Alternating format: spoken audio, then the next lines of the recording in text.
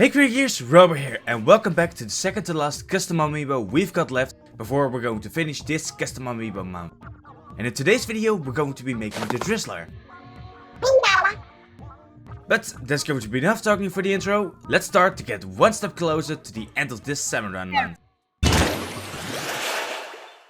For the start of this custom we wanted to make the umbrella first. So for this we first grabbed some plastic cardigan that we got for the previous episode. But after cutting out all of the 10 parts that we need for our piece made from a sphere pattern from templatemaker.nl and a bit of editing from ourselves, and struggling for over half an hour on bending the plastic pieces by hand and with a heat gun, and even trying to glue the parts together, we got to experience that this wasn't going to work.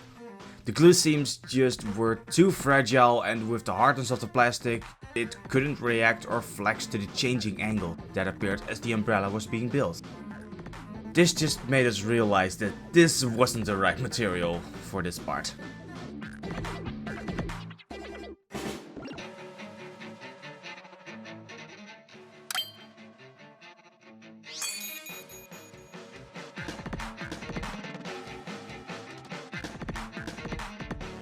Then after a bit of brainstorming, we decided to go back to some good old craft paper to have a material that could easily flex during the building of the umbrella. This also gave us the choice to edit the pattern to make the umbrella just a little bit bigger, since the parts of the plastic version seemed just a little bit too small.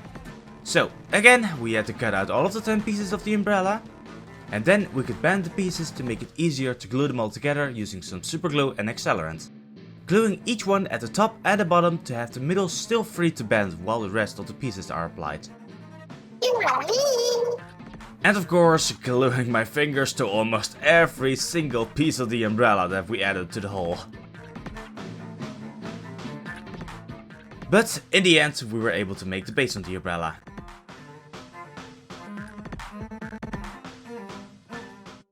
But an umbrella is nothing without a handle. So let's make one from the paper stick of a cotton swab. We chose this instead of a bamboo skewer because we can then drench the paper in water and make it bend. This way we can keep it as one piece, and by adding a popsicle stick in between as a spacer, we can leave the handle to dry. In the meantime, we could then start on some details to the base, like the cannon that's always on the Drizzler. Made from some 2mm EVA foam that we traced from a paint bottle lid, just like with the previous episode. This was then added on top with some hot glue, since I was getting really tired from all of the super glue on my fingers. But after that stuff, the handle was dry enough to release from the popsicle stick, but to make sure it stays in place as it is now, we have to dabble with super glue one more time to lock all of the paper fibers in place. And to give the handle a bit more height and to invoke the feeling of the gear that's normally on the inside of the Drizzler, we added this bead.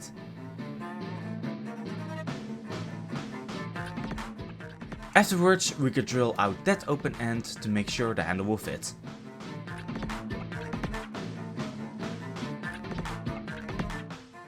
Then we could at last start with the clay for this custom amiibo. For this custom, we started by adding the ink to the top of the base in the usual Splatoon style.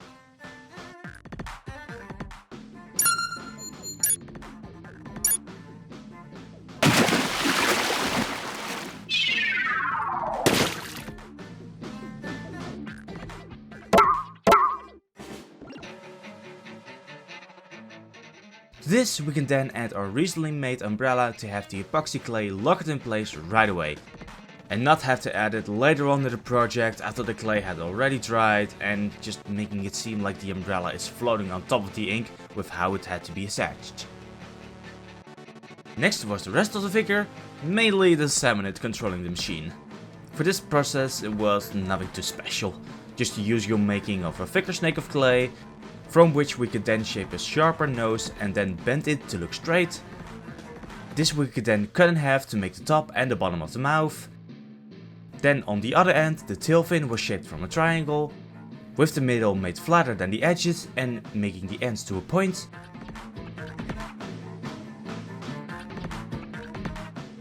Then back to the face, the cheeks and the gills are added, and afterwards a knife tool is used for the seams of the pants. So we had to lay it down for a minute before we could add the eyes from some balls of clay, then the big mohawks are made from some cones, and the fins are also added to the sides of the sculpt.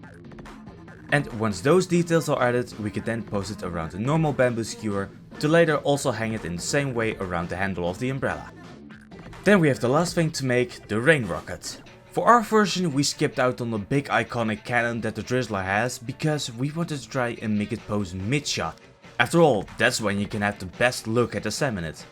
So for this rocket we used another one of those spawns that have become way too important for all of these salmon run customs. But this spawn already had its sphere on top removed, so we just had to smooth out the cut end to get the base of the rocket. Then on the other end we added the base of a bamboo skewer that we then rounded before we added 2 ends of a coffee stirring stick as the blades of the propeller.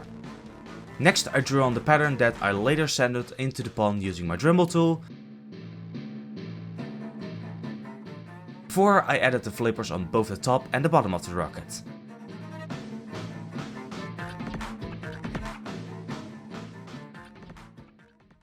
Finally we could do some painting. Having already applied a base of white on the figure and on the ink, and a black on the umbrella, we could immediately start with a salmonid grey on the tail and the skin of the salmonid.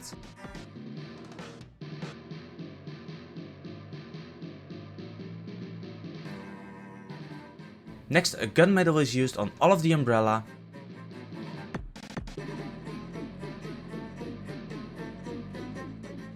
And on all of the rocket too. Except for one ring at the base of the propeller. This has to be painted red. While that dries, we can go back to the salmonid for some light olive grey for his eyes and his belly.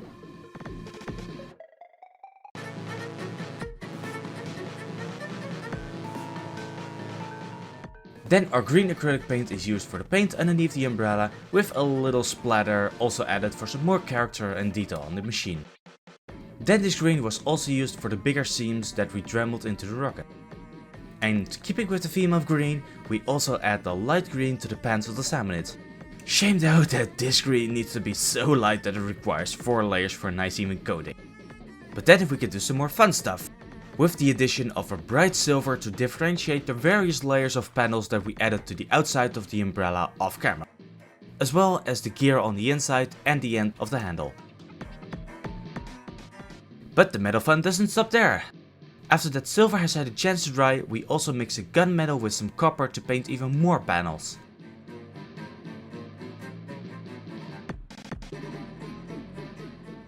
Next we use a black to paint the face on the rocket, and this black is then also used for a lot of the outlines and rivets on the outside of the umbrella, painted off camera, shamefully enough. Then we finally get to paint the hair of the salmonid with a nice yellow.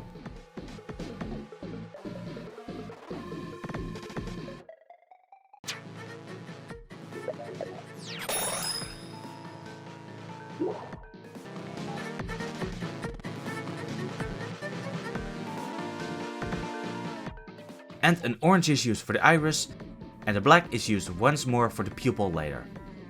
And taking inspiration from the Goldie, an oak brown is then used for the ends of the fin, as well as a dark grey for the end of the snout. Then with everything painted, we can add the salmonid to the end of the umbrella with some more subglue. Then for the rocket, we wanted to make the path of water that is left behind from some more hot glue. First trying to let it leak naturally from the end of the rocket, before resorting to making it in 2 phases using some parchment paper as a base, and still being able to pull the hot glue from.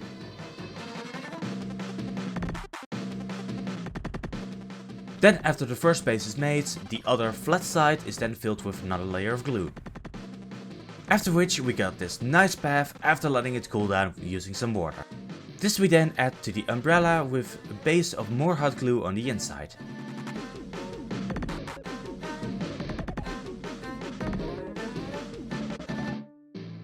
And with a little bit more time to cool, we got this nice pose for this custom.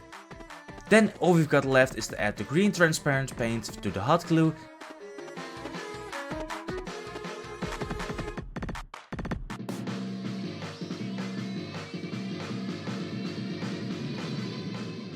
And to a bit more details around the amiibo.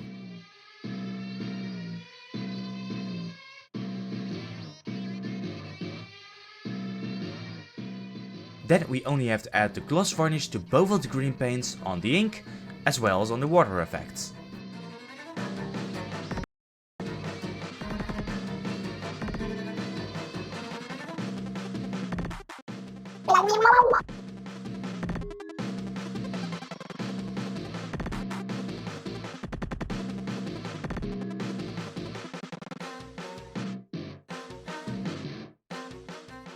And with that, we can officially announce the Splatoon 3 Next Wave Drizzler Custom Amiibo finished.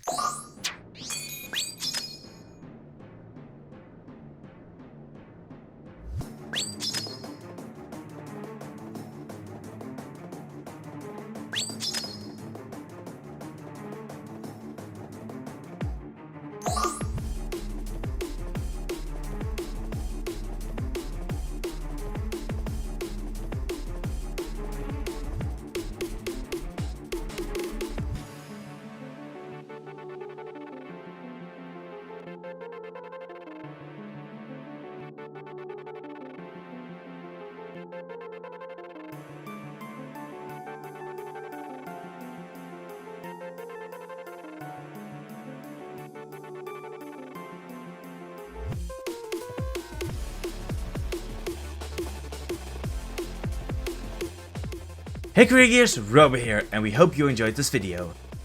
Well, it seems like we only have the scrapper left to make. One more with a lot of solid parts to make first, but we still hope to see you guys back with the final episode next week. So you guys better subscribe to make sure you get a notification when that new video drops.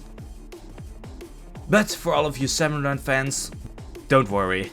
We might have come to an end with the Salmon Run themed Custom Amiibo Month, but we still have a very big thing planned to close this party off with a bang.